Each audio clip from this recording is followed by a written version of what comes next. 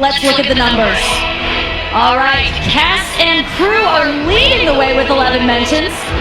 Moms are holding strong with 3 shoutouts.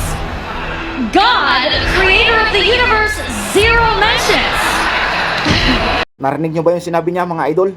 Ng host, ng speaker, God, creator of the universe, 0 mention, at pinagtawanan nila ang ating Panginoon. Binastos nila, kaya pinarusahan sila ng ating Amang Diyos.